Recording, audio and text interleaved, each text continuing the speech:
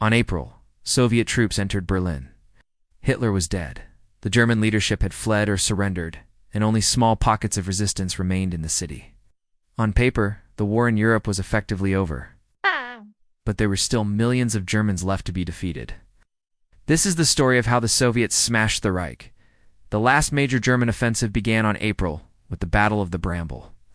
It was a desperate gamble by the Germans to stop the Soviets from reaching Berlin first, and for a while it almost worked. The Germans pushed the Soviets back from the city, but at a terrible cost. By the end of the battle, the Germans had wasted their last reserves, and the Soviets would soon be at the gates of Berlin once more. On April, Soviet troops entered the city and immediately began to mop up the remaining resistance. German soldiers who had yet surrendered or fled put down their weapons and raised their hands in submission. Those that refused were quickly eliminated. The war was effectively over. All that remained was to occupy Germany and ensure its unconditional surrender.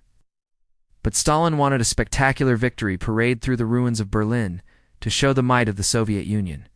He ordered the fighting to be halted, so that the Red Army could regroup and prepare for the big show. The order came as a surprise to many commanders, who had been looking forward to a long campaign of mopping up operations across northern and southern Germany. The generals would have to wait another 2 weeks for their chance to taste victory. In reality, there was little need to delay the occupation of Germany. The country was effectively without a government. Hitler was dead. The Luftwaffe had been neutralized. The Navy had been all but destroyed. The German army was leaderless and demoralized. There were some pockets of armed resistance in the West, but they were composed of inexperienced and under-equipped Volkssturm troops. Even if these groups had put up fierce resistance, they were doomed to fail. The Allies would simply bypass them and occupy the territory. They had no hope of holding out against the Western Allies, let alone the Red Army. The Soviet occupation of Germany would be the largest military operation in history. It would cover over 680,000 square kilometers, an area larger than France. The Red Army would move 12 million troops into Germany, along with 4 million other personnel and 3 million vehicles. In fact, the sheer size of the operation would make it impossible to coordinate properly. Divisions and corps would find themselves without supplies or reinforcements. Entire armies would find themselves occupying areas with no clear borders. Stakes would be made, and entire regions would change hands multiple times until the lines of control could be sorted out. The occupation would also take place in an area devastated by war. Bridges were destroyed, roads were impassable, and entire cities were in ruins. There would not be enough housing for the troops, so the Soviets would live in tents, makeshift barracks, or even the ruins of buildings. The lack of infrastructure would also affect supply. Food, fuel, and other resources would be in short supply, especially during the harsh German winters. But despite all these difficulties, the Red Army would manage to occupy all of Germany by May 8, 1945. After the fall of Berlin, Soviet troops fanned out across Germany. The main effort was directed towards the west, where most of the German army still remained. Field Marshal Model's forces were surrounded in a pocket between the Vistula and Elbe rivers.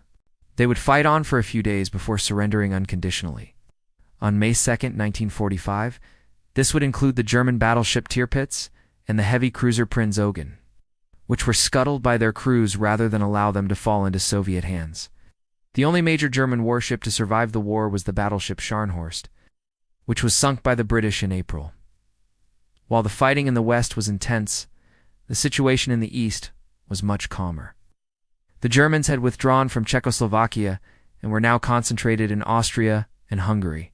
These forces, mostly under the command of SS Gruppenführer Karl Wolff, would try to surrender to the Western Allies, rather than risk capture by the Soviets.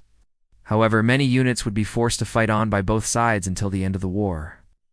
By April, most of these troops were Volkssturm formations armed mostly with rifles and artillery. Some units did put up fierce resistance, but they were simply overwhelmed by the massive Soviet forces. The Germans hoped that if they could hold out until the Western Allies advanced further east, they could negotiate better terms. Unfortunately, this plan failed. The Soviets advanced too quickly, and most German troops were forced to surrender unconditionally. Others fled to the west and became war criminals, and still others attempted a fighting withdrawal into Austria. The fighting ended abruptly after Hitler's death. Most units simply laid down their arms and surrendered. Soviet commanders were even willing to accept surrender without guarantees for the troops. Although this policy caused some resentment among the troops and would later cause problems for the Allies.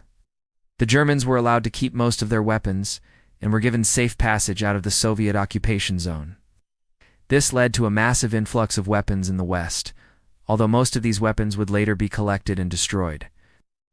Soviet High Command decided to station their forces along the lines of the former German defenses. These positions stretched from the Baltic Sea in the north to the Swiss border in the south, with a total length of around 1,800 kilometers. Over time, these defensive lines became known as the Gustav Line. The occupation of Germany was not just a military operation, but also a political one. The Soviets wanted to punish Germany for starting the war and to prevent future aggression. To this end, they divided the country into 4 zones of occupation, each to be controlled by one of the victorious powers. The division of Germany into 4 zones was done without consulting the Western Allies, and it was seen as a rebuff to the US and UK. Churchill had proposed that Germany should be divided into 3 zones. But Stalin had rejected this proposal.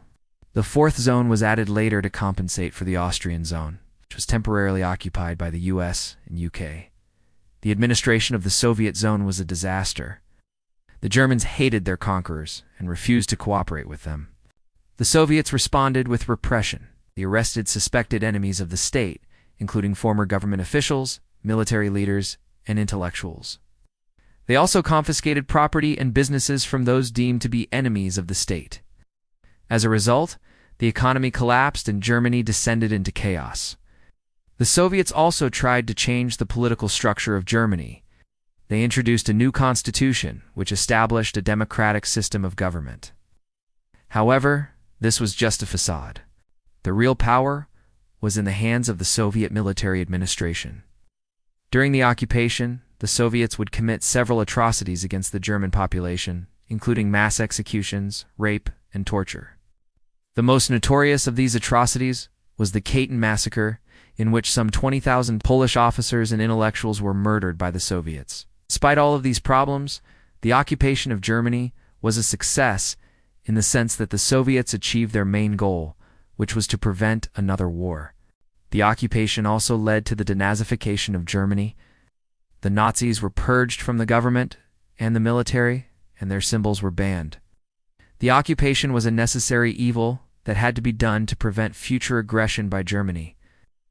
Despite its negative aspects, it was ultimately a success. Germany had started World War II with the invasion of Poland on September 1, 1939.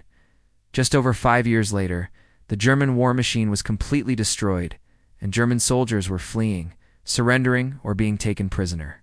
The war in Europe was over, and the only major power still standing was the Soviet Union. I hope you enjoyed this video. If you did, please subscribe to my channel. Thank you for watching.